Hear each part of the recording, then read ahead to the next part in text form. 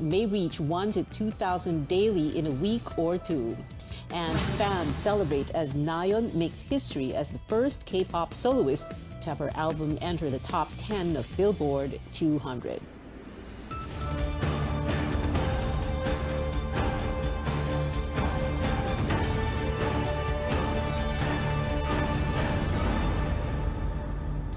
All eyes on President Bongbong Marcos as his first 100 days in office continues to unfold. Today marks the first work week of the new administration, yet some key cabinet posts remain unfilled.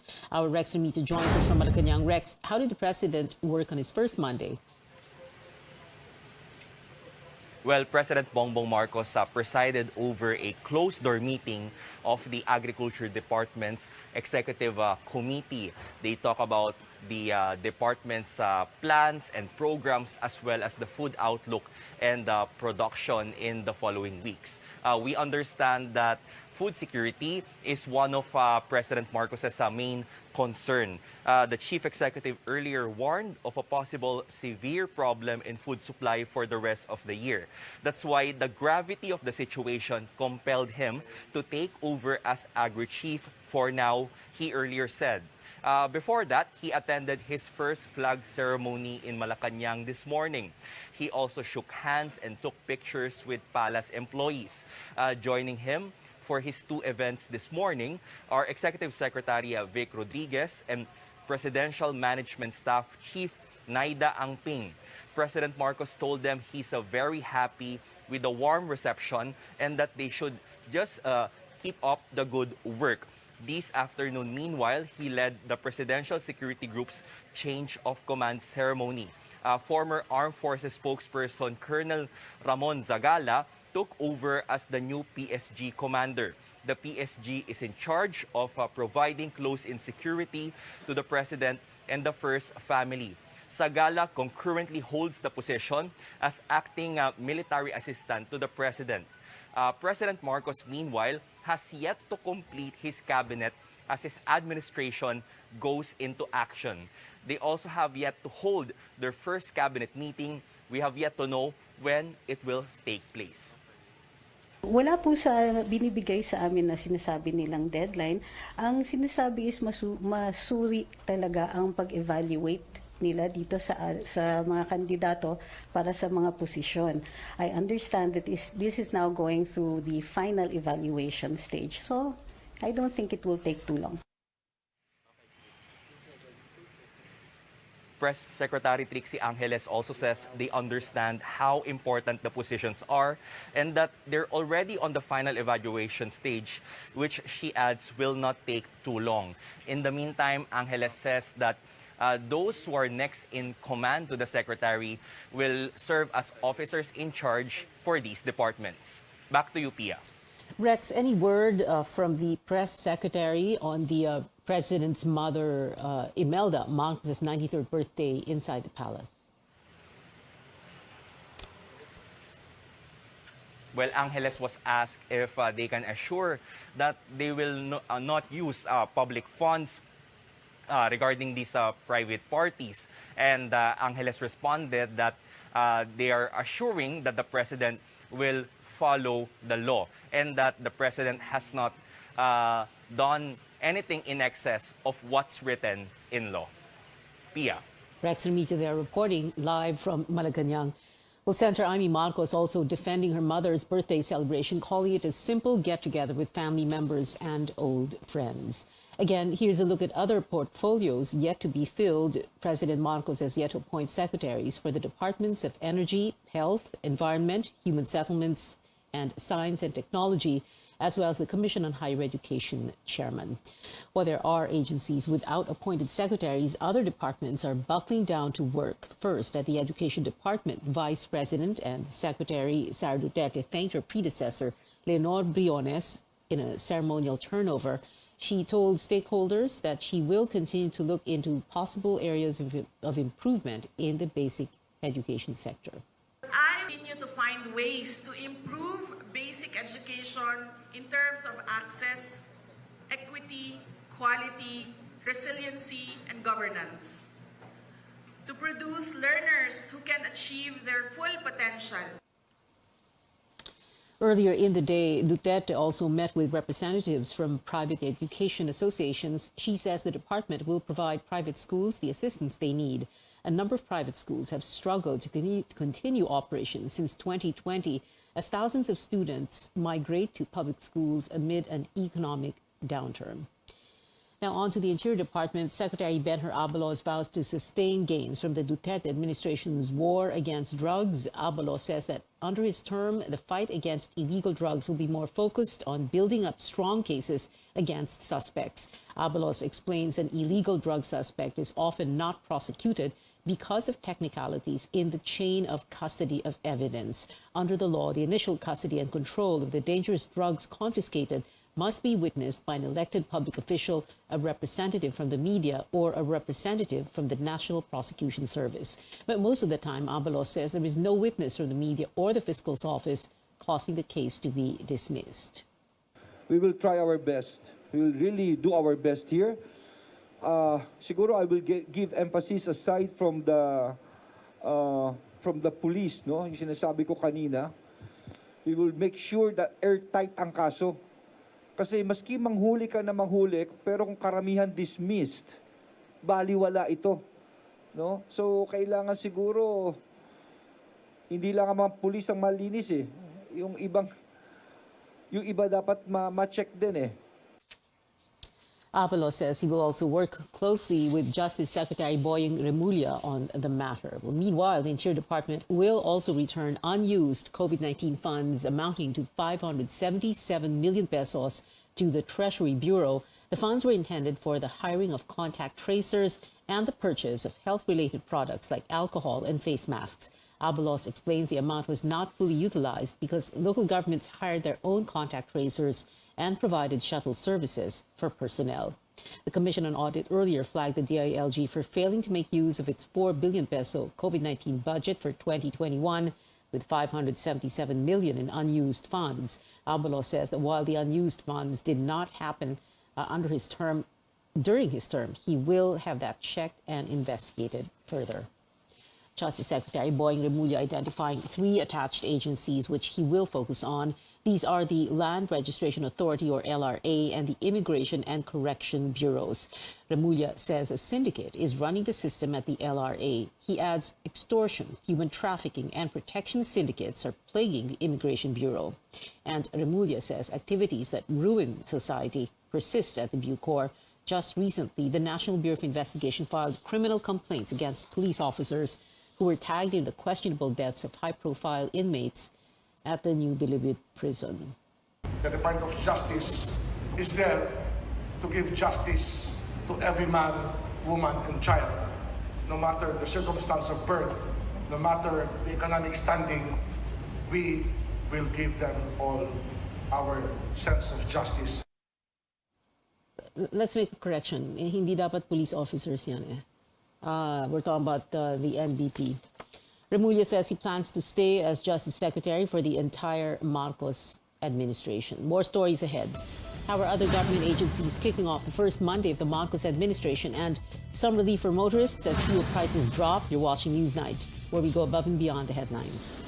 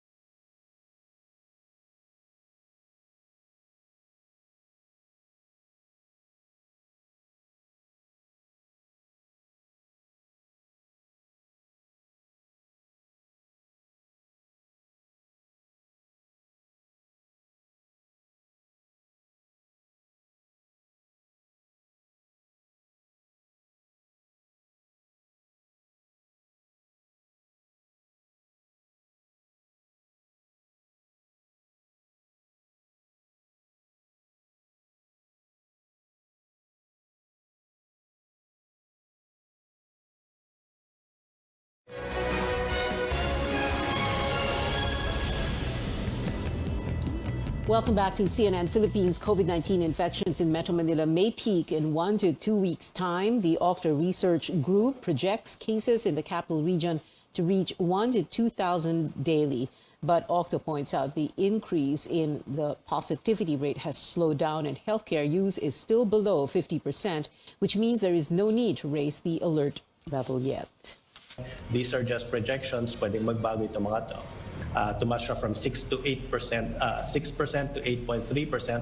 Hindi na ito napakalaki. That's why we think na baka mag-peak na soon sa NCR kasi medyo bumabagal na yung pagtaas ng positivity rate. Octa also notes the significant increase in the positivity rates in Benguet Province, Calabarzon, Central Luzon, and Western Visayas. The country saw almost 7,400 new cases from June 27 to July 3. Health workers also warning about the alarming increase in dengue cases. Figures show over 51,600 infections reported from January to June 18th, 58% higher than those tallied in the same period last year. Dapat tayong maalarma. Sa Singapore, mas madami ang namatay sa dengue rather than COVID. Dapat po tayo mabahala kung ating mga anak o kahit po matanda, kahit po nurse, kahit sino po ay pwedeng mag-dengue sa panahon ngayon kasi tag-ulan po. At saka lagi po natin tandaan na wala pong pinipili ang dengue sa edad. Kahit po 6 months lang, The Philippine Medical Association says it is awaiting the appointment of the next health chief, citing the urgent need to address health issues, including COVID-19 and seasonal diseases.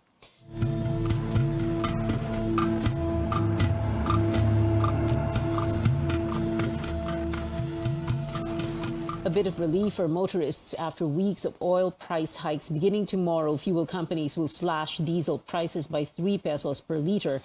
Kerosene used in many households will have an even bigger rollback at 3 pesos and 40 centavos per liter. While the cost of gasoline will stay the same, recent numbers from the Energy Department show fuel prices have risen to up to 99 pesos as of end June. With costly prices at the pump, Transportation Chief Jaime Bautista says the biggest problem for his department is land transport. George Cahila spoke to the News Secretary about his plans and priorities. This long line of passengers of EDSA Carousel welcomed the first Monday of the new administration. The free MRT ride ended on Thursday, which is why commuters endured the long waiting time under the heat, just to save some of their hard-earned money. At least nakakabawas ng budget. At saka, yun nga lang, pila lang kasi marami rin. Tiis lang kami, pila, pero okay siya. Nakakabawas sa budget, lalo na sa mga taong maliit lang ang sahod. Maganda siya, makakatulong para sa amin, lalo na sa aming mga commuters, makakatipid. Yung gastos ng pamasahe, para na rin namin nagagastos na allowance pa rin namin. New Transportation Secretary Jaime Bautista says this situation is unacceptable. Hence, the agency will focus its efforts in solving land transportation problems. I don't think the status quo is acceptable to the President. Nung pinag-uusapan namin ang mga problema, sabi ng Presidente, ayusin natin kaagad ang problema. Bautista lauds a program of the past administration like the libreng sakay and fuel subsidy for drivers and operators. But seems like it's not enough. Even marami silang ginawa ay talagang hindi na-resolve lahat ng problema, no? The Secretary met with the new Land Transportation Franchising and Regulatory Board Chairperson Cheloy Garafil to discuss possible solutions to the problem. While there is no specific details yet on their plans to resolve the problems, especially with soaring oil prices, the department mulls new programs for the land transport sector. We will strive to get that balance. Kasi sabi ko nga, kaya kailangan open ang communication sa lahat ng aspeto. We will study that, we will listen to all stakeholders and come up with a win-win solution.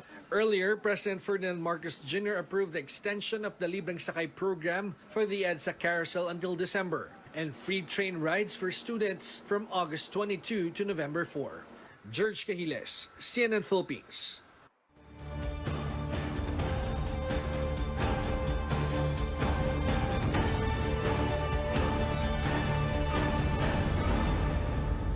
The economic team is aiming to cut the poverty rate to single-digit levels by 2028. Chief Economic Planner Arsenio Barisacan made that pronouncement as he took over the National Economic and Development Authority, or NEDA, today. Barisacan says he wants to steer the economy back to pre-pandemic levels to a consistent growth trajectory of over 6%. This is the second time for Barisacan to lead NEDA. The first was during the term of the late former President Benigno Aquino III. I recognize such a target is ambitious, but I firmly believe it is achievable. I was fully aware that the challenges before me were far more complex than the last time I was at NEDA's helm. I am happy to share that the President and the economic team are in substantial agreement on the overall goal of the new administration. We all agree to quickly revive job creation and poverty reduction by steering the economy back to the high growth path while addressing government debt and the sharply rising prices of food and essential commodities. Barisacan wants to push for economic liberalization reforms such as amendments to the Public Service, Retail, Trade Liberalization and Foreign Investment Acts. Former Solicitor General Jose Calida assumes his post as chairman of the Audit Commission. Calida vows to keep a close watch on agencies to crack down on corruption.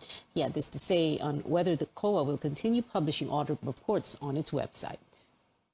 This is my first day, Give me some more days. I will tell you what you want to do. Magaling yung mga empleyado, so wala akong problema sa kanila. Babantayan talaga namin, di ba? Kasi sa Supreme Court nga lang, panalo na kami palagi. Kaya manalo pa rin kami. There was no formal turnover ceremony at COA since it has no sitting chairman. The Commission on Appointments did not confirm the last appointee for the post, Davao accountant Rizalina Hustol, which allowed President Marcos to pick Calida as the new COA chief. COA once flagged millions of pesos in allowances for Calida when he was Solicitor General. Lawmakers still pushing for the creation of a special economic zone near the upcoming Bulacan airport. This after President Marcos pointed out defects in the measure he vetoed. Senator Amy Marcos, however, says her brother may not have had the chance to carefully study the bill. CNR Arcangel reports lawmakers say they are willing to work with Malacanang to iron out a better proposal. Senator Joel Villanueva says he plans to file a new bill creating the Bulacan Airport City Special Economic Zone north of Metro Manila to address issues raised by President Bongbong Marcos. The president vetoed the bill passed by the previous Congress, citing provisions that, quote, pose substantial fiscal risks to the country and its lack of coherence with existing laws and regulations. In particular, he said the bill lacked audit provisions for the Commission on Audit.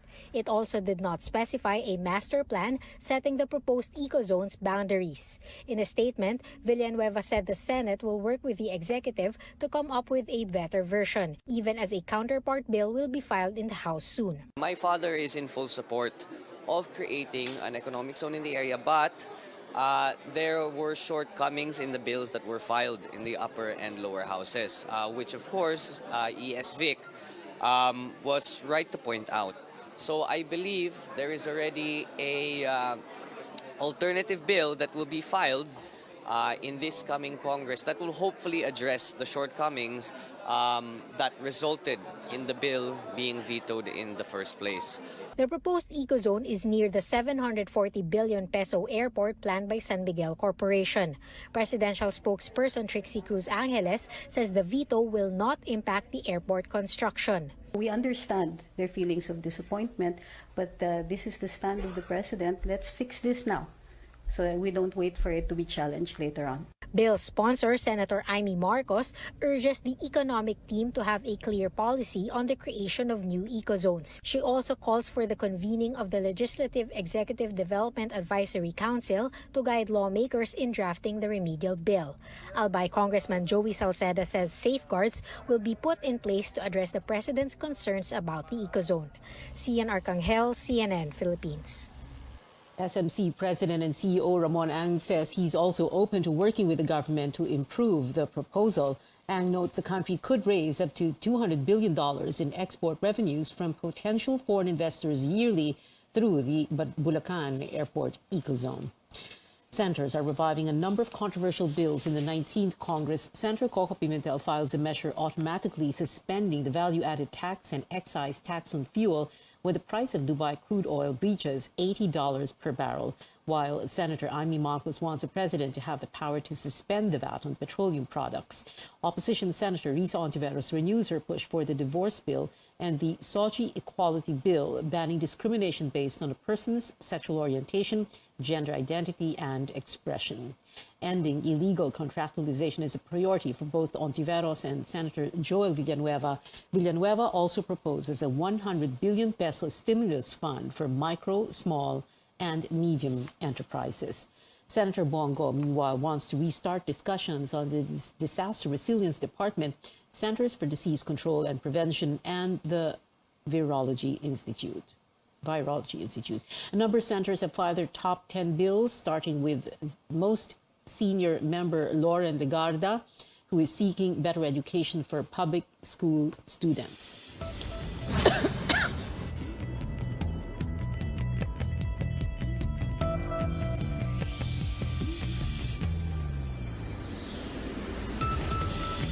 More stories after a quick break. Pinoy stars gush over Heart Evangelista crossing paths with his K-drama icon, plus a historic milestone for Nayan of Twice and her debut album. Details straight ahead on CNN Philippines.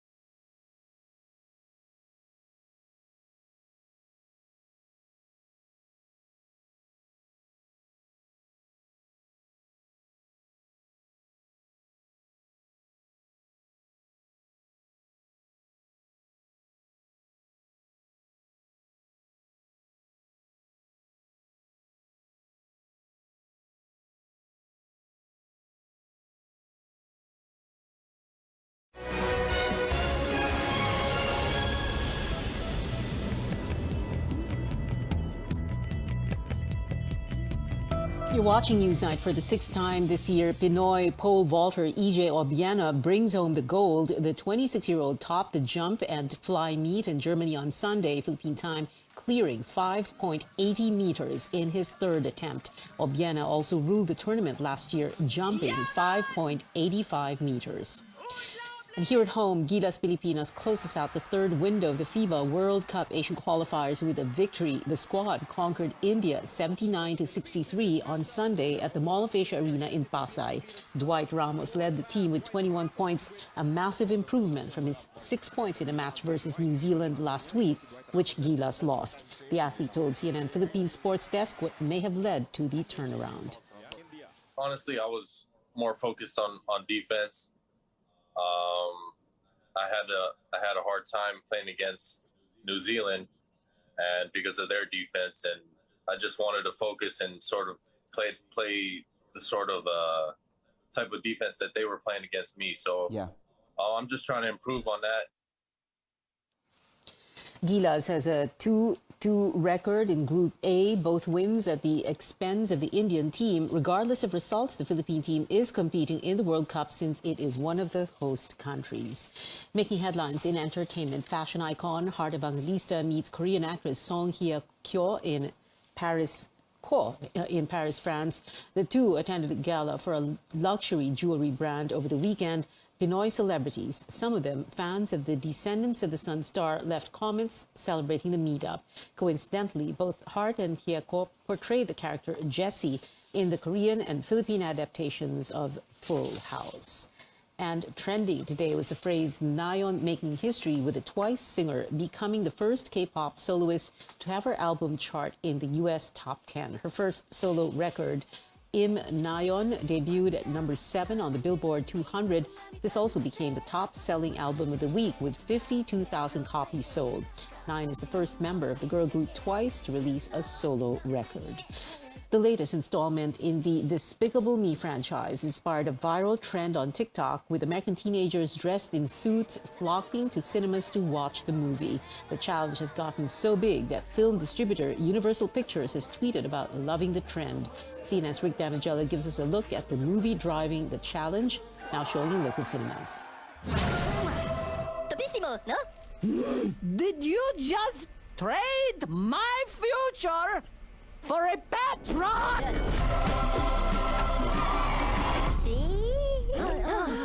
Hide your bananas, the Minions are back in Minions: The Rise of Gru. You seriously think a puny little child can be a villain? Yes, I am pretty despicable. You don't want to cross me? Steve Carell reprises his role as the Despicable Gru at the age of 12.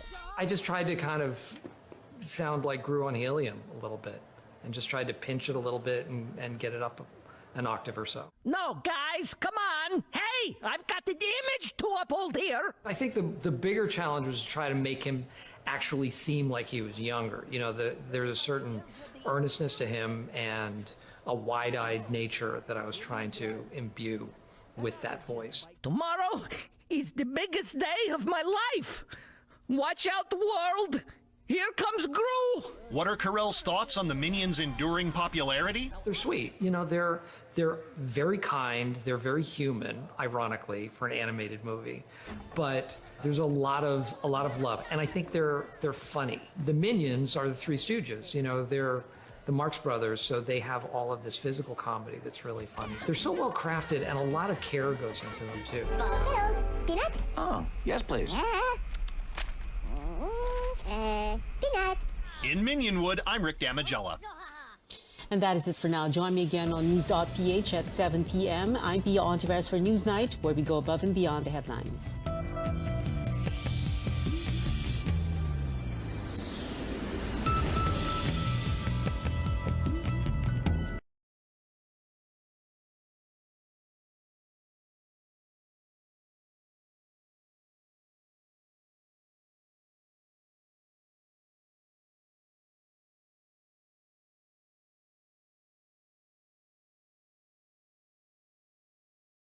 Life and something that should be looked forward to. And for women, part of the big change they have to go through in their 40s or their 50s is menopause. In this episode, we'll better understand this natural biological process and what lies beyond menopause. I'm Dr. Freddy Gomez, and welcome to MedTalk Health Talk on CNN Philippines.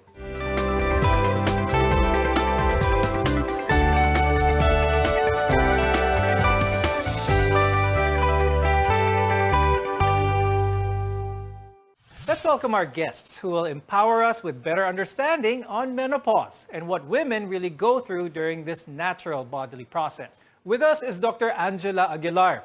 She's an OB-gynecologist from the Medical City and a faculty of the Division of Reproductive Endocrinology and Infertility at the UPPGH, as well as the past president of the Philippine Society for Reproductive Medicine.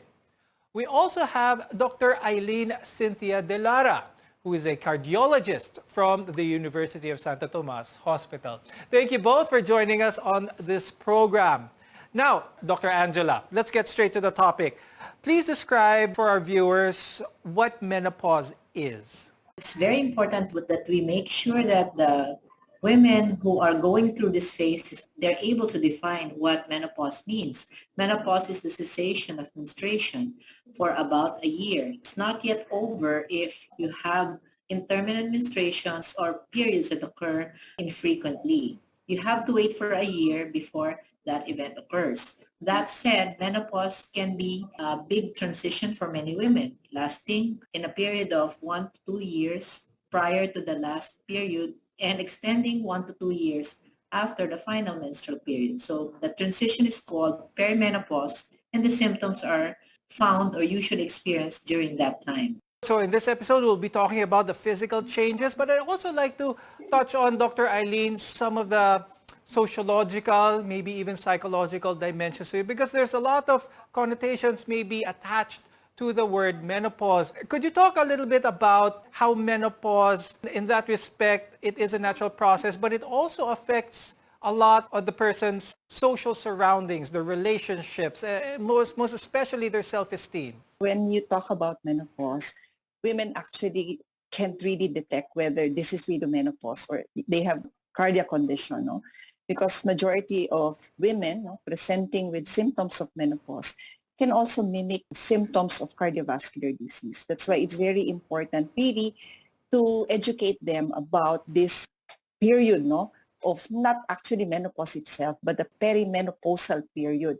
And that is when all of these manifestations of symptoms starts to happen. One perfect example is what is known as the vasomotor symptoms. No? So when you talk about that, it is basically same symptoms that patients with cardiovascular disease would probably complain. They have palpitations and they always think that it's cardiovascular, not actually thinking that may be part and parcel of their perimenopausal period. So other symptoms such as, easy fatigability, they easily sweat, sleep disturbances. These are very, very common symptoms that women would actually complain.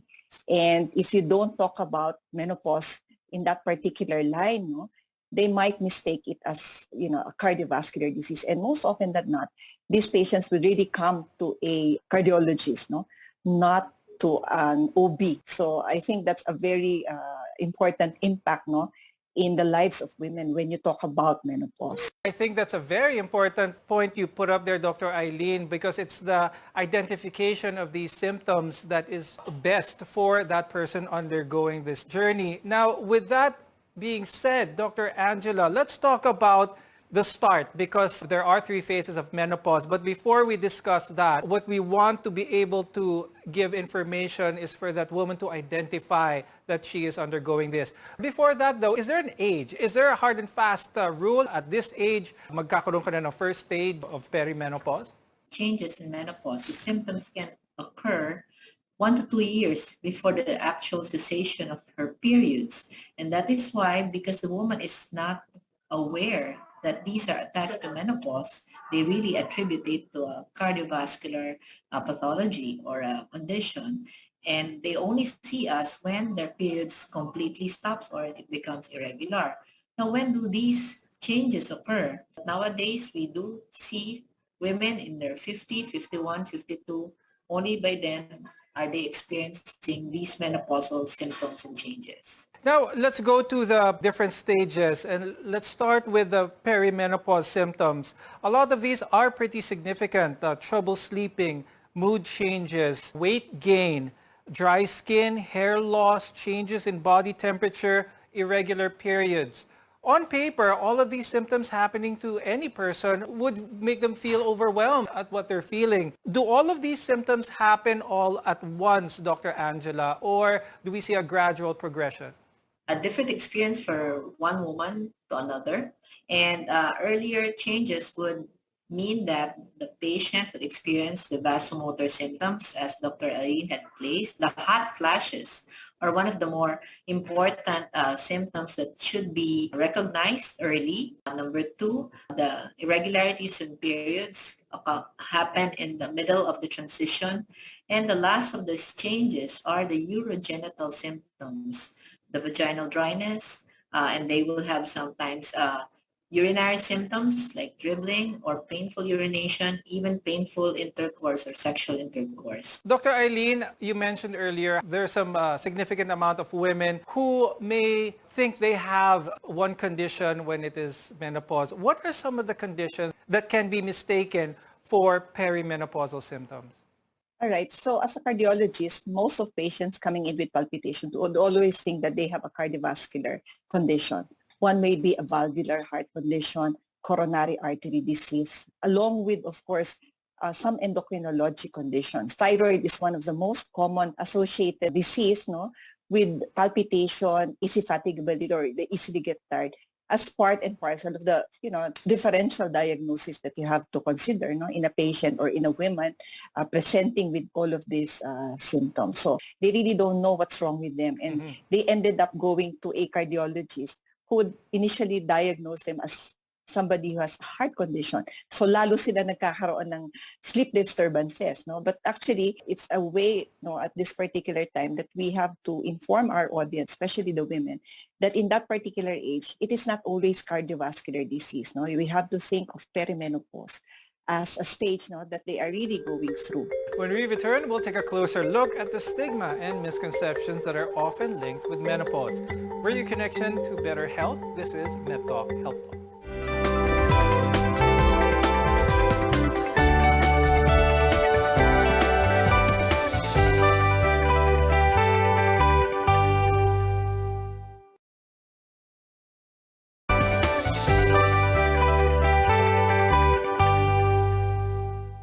I'm Dr. Freddy Gomez, and welcome back to MedTalk Health Talk, where caring is our calling. Dr. Angela, you mentioned earlier how women nowadays are undergoing menopause at a later age, sometimes in their 50s.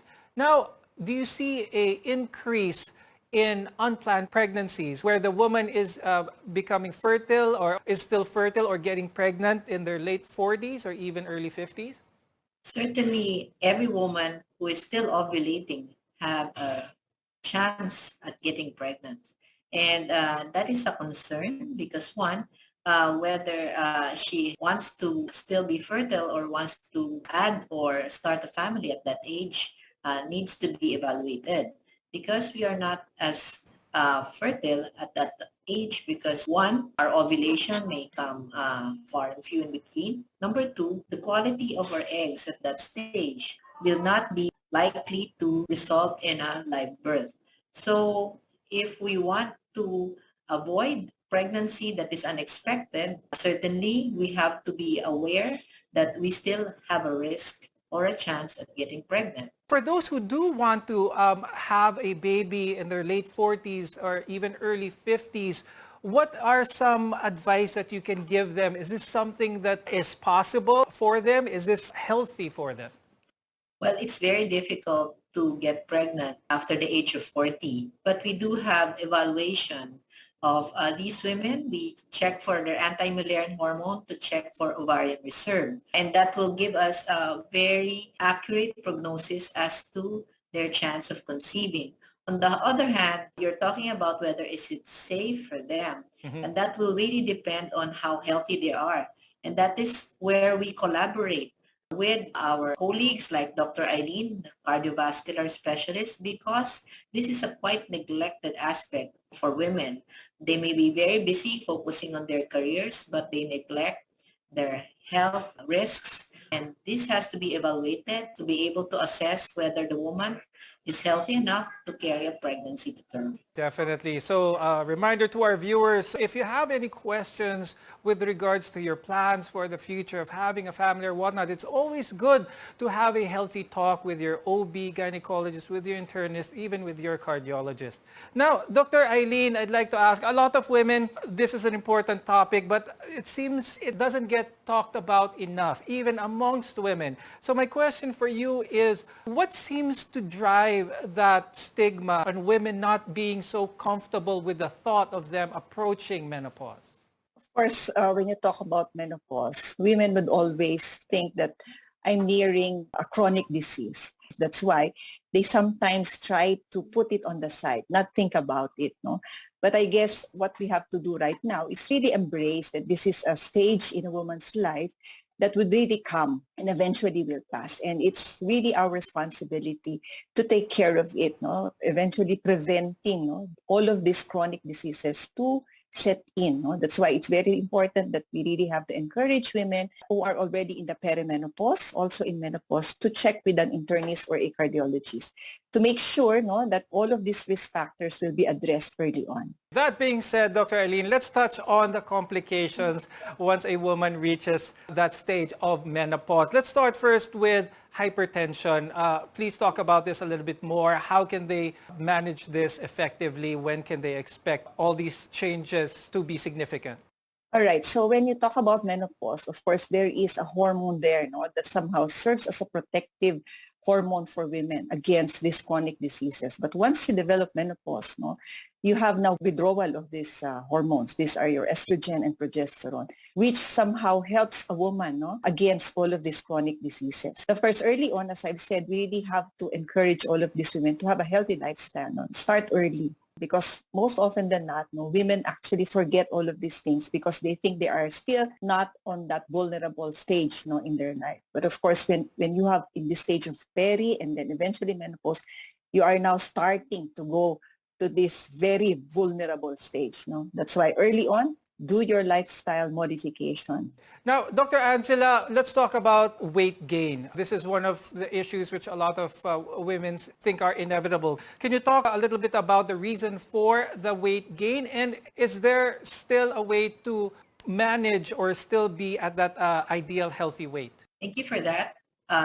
Interestingly, this generation that's entering their 40s and even their 50s and going into menopause are by far healthier than women 10, 20 years ago. Many women are now very aware of their health and are aware about their lifestyle. But that said, long-term impact on poor diet and poor physical activity will take its toll. But we really have to make sure that when we enter this phase, our long-term lifestyle will be good enough so that we can minimize the impact of hormone withdrawal in this phase so that medically or physically we are healthy and able to cope with the changes that we are facing with menopause. When we return, we'll provide some tips on how you can be ready for menopause. We'll be right back on MedTalk Health Talk.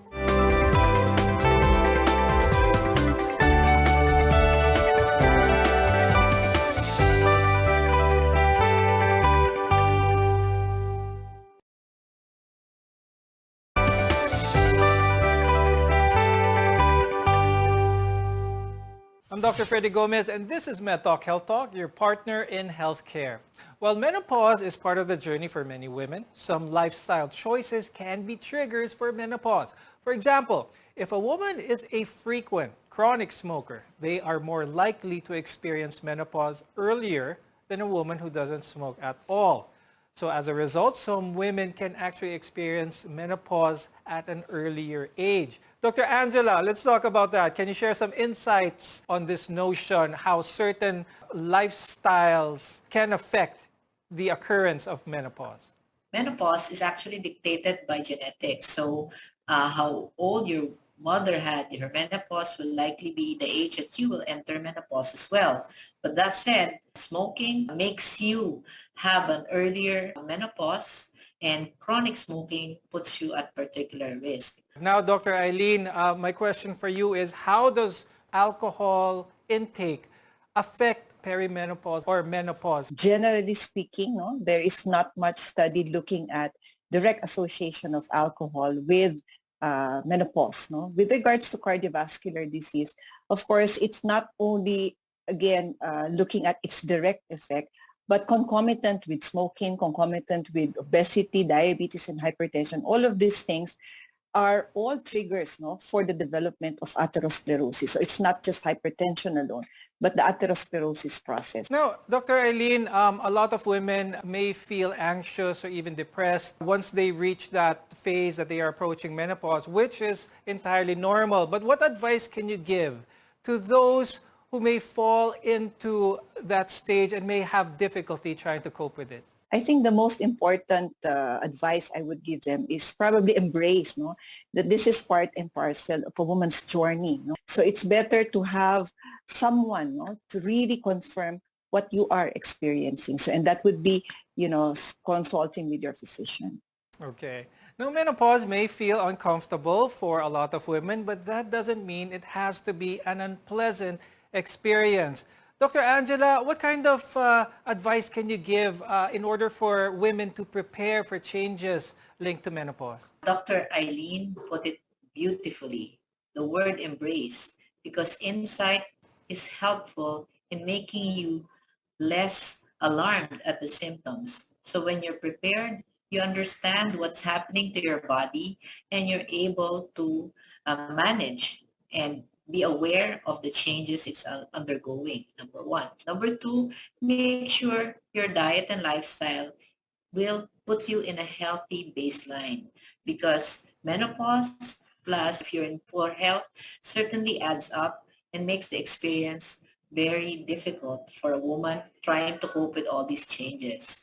Last but not the least, when you have these changes, you really have to remember us, your physician, because there are annual available methods that we can do to check your health. You need a health check at this point. So all of these help us prepare, manage, cope, and minimize the impact of menopause on our health and as well as our lifestyle. Dr. Angela, are there support groups for those who are going through menopause? Is this something that could help ease that load, ease that anxiety, for one thing, being together with people who are undergoing the same journey? Well, in hospitals, there are menopause clinics, and they organize many activities that will help women cope with this menopause, educate these women, provide medical care to these women, and provide socialization for these women, because peer affirmation and support is really very helpful. Now, Dr. Eileen, in terms of the heart again, a lot of women may be wondering, are there some things that are absolutely better that they shrug off altogether? Things like we talked about smoking, we talked about alcohol. What about caffeine? Is caffeine something that should be limited once someone undergoes menopause? Definitely, we all know that excessive caffeine will actually mimic palpitation as what we see in patients who are in their perimenopause and eventually into menopause. So that's one thing that we really have to advise our patient to lessen their caffeine intake. Not just caffeine, but food that are rich with caffeine, like for example, chocolates, sodas, So they have some form of components of caffeine, and that could add up to the symptom of your vasomotor symptoms, is what you see in patients with perimenopause and eventually menopause. I hope our viewers gained a lot of advice from the two of you. But before we go, of course, we are going to give them even more advice. Any final words? I'll start with Dr. Eileen. For women, of course, this is not only for women, but all of us, make sure that we have a healthy lifestyle early on in our lives. As what we have been discussing, eventually it will create a big impact in that particular phase that we're going through, and that is perimenopause. So start with a healthy diet, start moving around, have yourself checked. Yes, definitely. And Dr. Angela, final words from you. Arm ourselves with knowledge. Better knowledge will help us cope with the changes our body will have. Access health care. Don't be afraid. Don't wait until the last moment when you have really bad symptoms, because preventive medicine is best. And to prevent that, we need to have better advice, fit a lifestyle, and a healthy diet to cope with it. And with that, thank you very much, Dr. Angela Aguilar and Dr. Eileen Cynthia De Lara, for being with us today and sharing your knowledge on menopause. I'm Dr. Freddy Gomez, and thank you for watching MedTalk Health Talk. I'll see you again next time.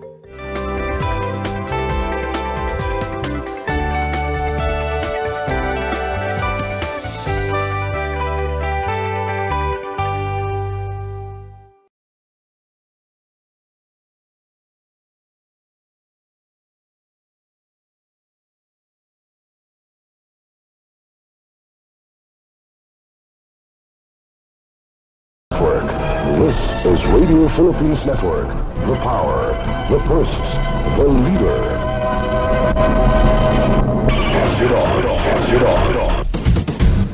El de Con Todo suena claro y vapor sa estación de radio na entero Weste Mindanao. RPN D XXX Radio Ronda Zamboanga.